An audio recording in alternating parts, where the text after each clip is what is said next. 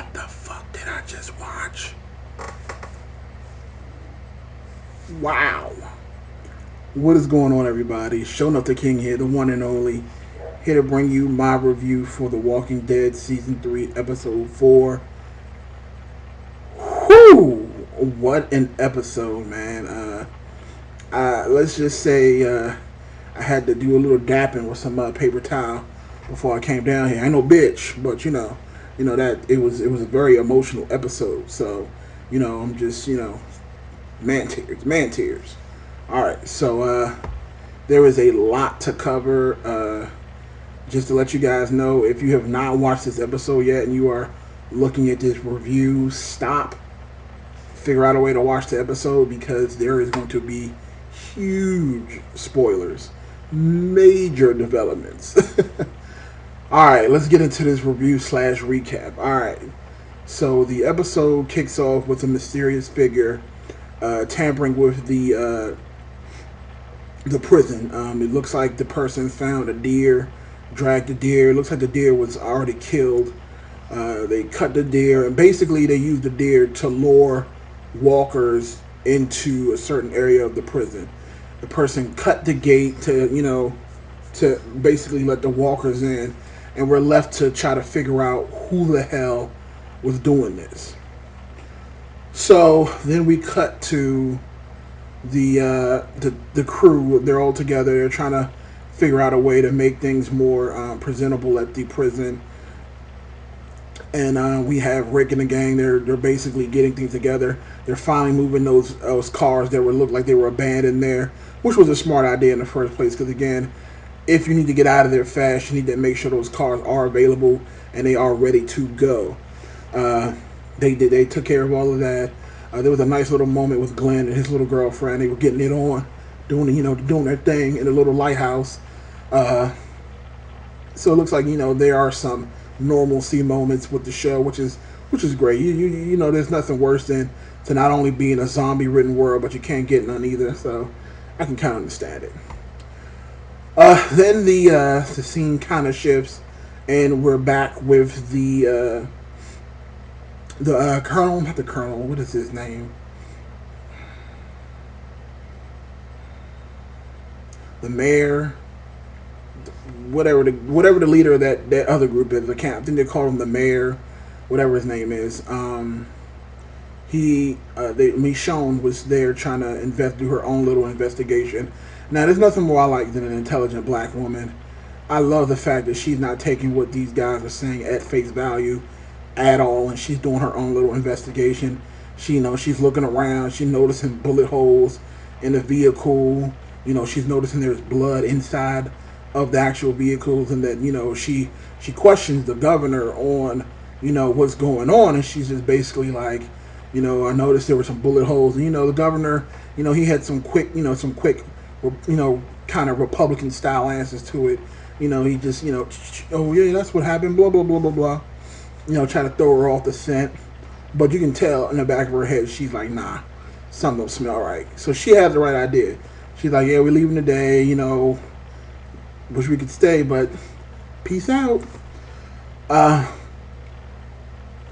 course, her partner in crime is a little less hesitant to leave, and she actually ends up talking to Merle. Merle is still looking for his brother, and I kind of can't get the feel for him yet. Like, we know he's in league with the governor, but we don't know to what extent. We don't know if he's a prisoner of war that's just basically doing it to not be killed, because again, he's kind of in this unique position where he's done so many bad things. He knows too much. He technically can't leave. The governor's not going to let him leave. He knows too much. He's too integral to the plan and the keeping this whole thing meshing well. So I don't understand in what situation would they let him leave. So either he's going to sneak off on his own, or there's going to be some issues there. So I'm just putting a little bit of foreshadowing there. We go back to the actual prison, and the two prison guards that Rick and the crew let live in their own little area. They're a little bit disgruntled about their living conditions. They're tired of dragging bodies out, drawing in more walkers, and especially with them just being the two of them. They're trying to integrate themselves with Rick's group. Now, when they first showed up, I was with Rick. I'm not gonna lie to you. And again, this is kind of how I knew something was up.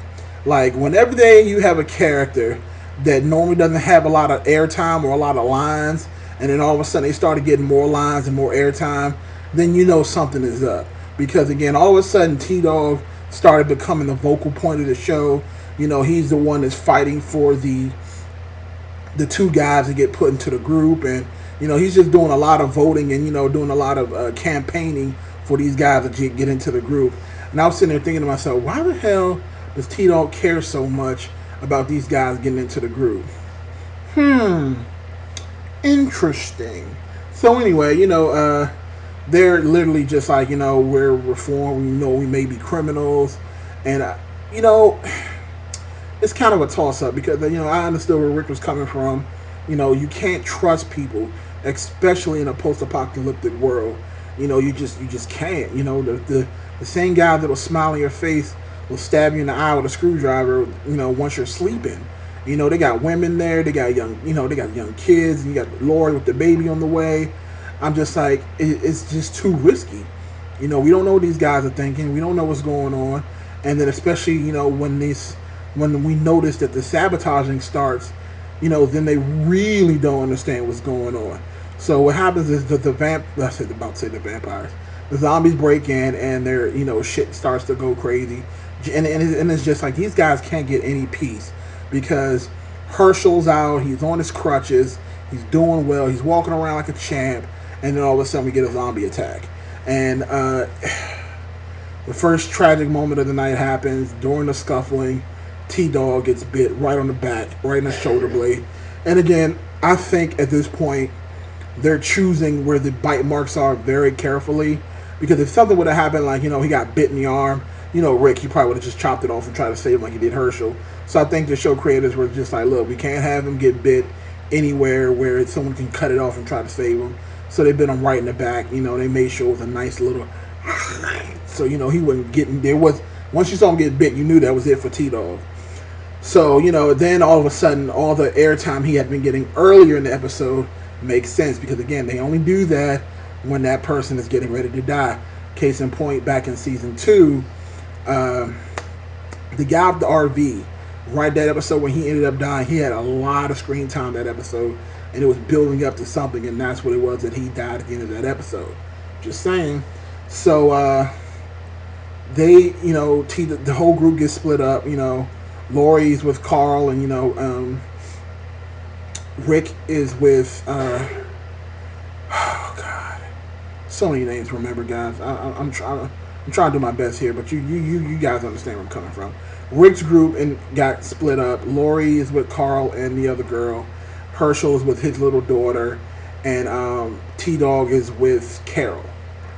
T-Dog is bit. He said he's going to get Carol through. And he ends up getting her through right before getting bit to death and literally getting eaten alive by walkers. Now, I personally would have rather took a bullet to the head, but that's just me. But, I felt so bad for him because not only did he get bit, he did save Carol, but, I mean, damn, that's a way to go out. I mean, like, they bit him on the arm, bit out his jugular.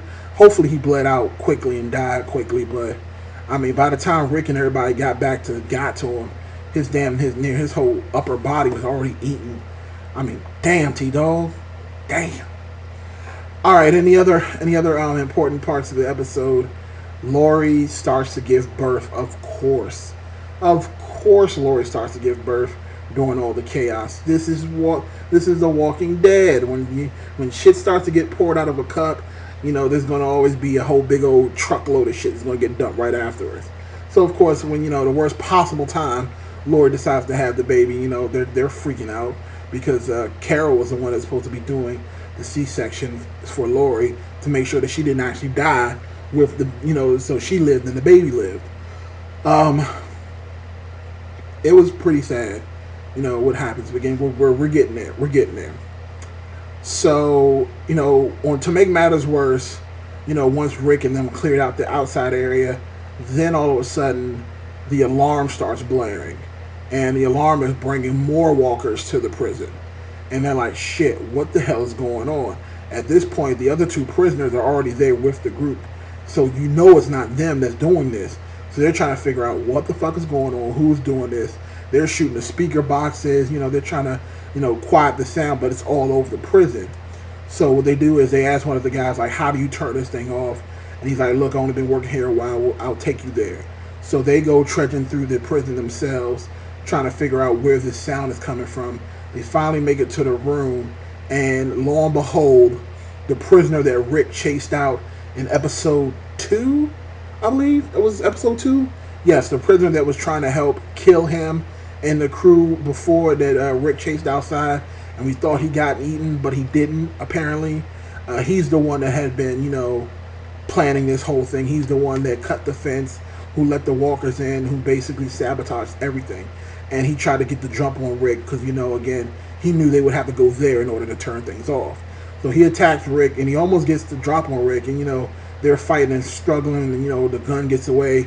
Then one of the other prisoners picks up the gun, one of the ones that wanted to get integrated into the group. He picks up the gun and points it at Rick. Rick is pretty much dead. He had Rick dead to rights. Like, if he wanted to, he could have shot Rick right in the freaking face. It would have been over with.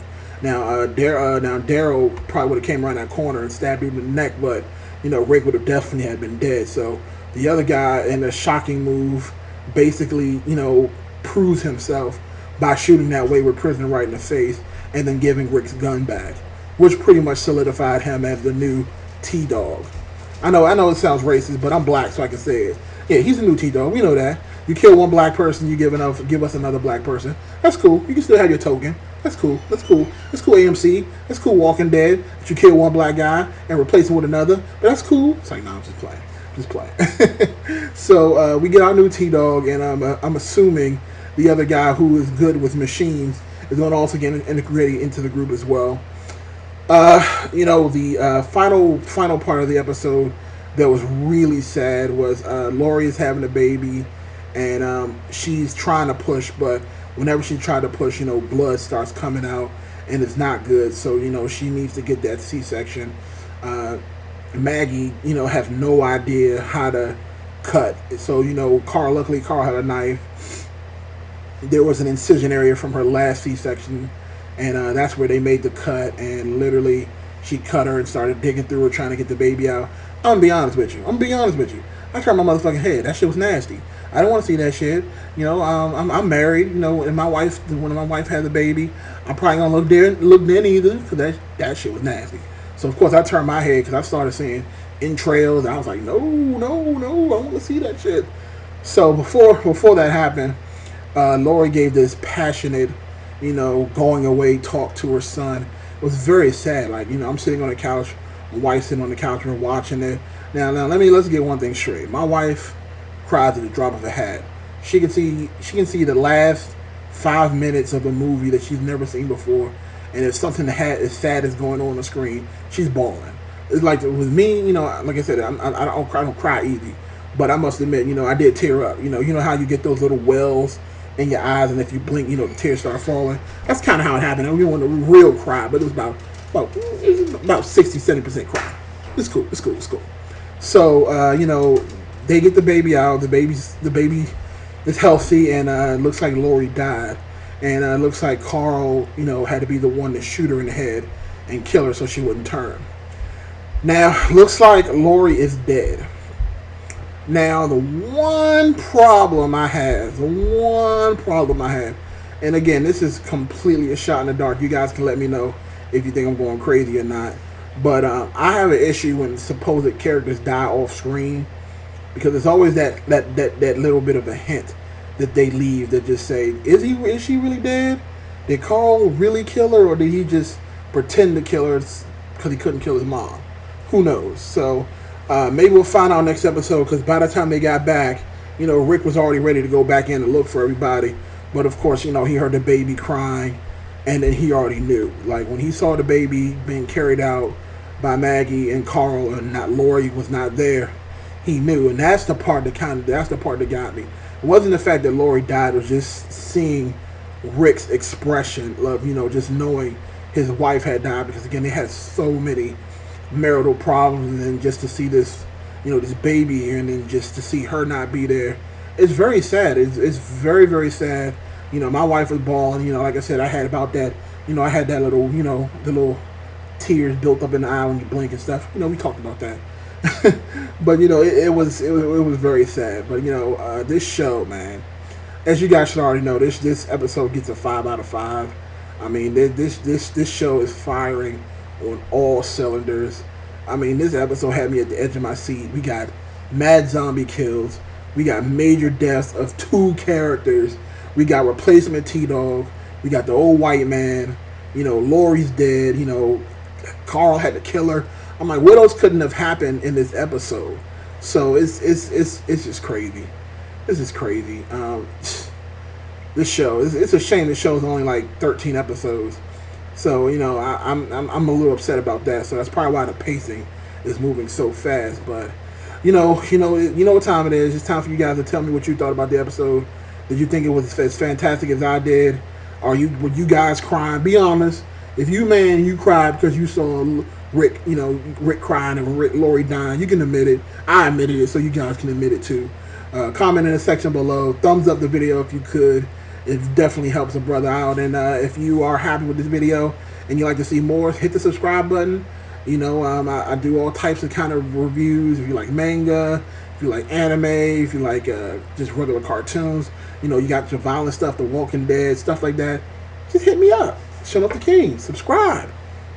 Peace out.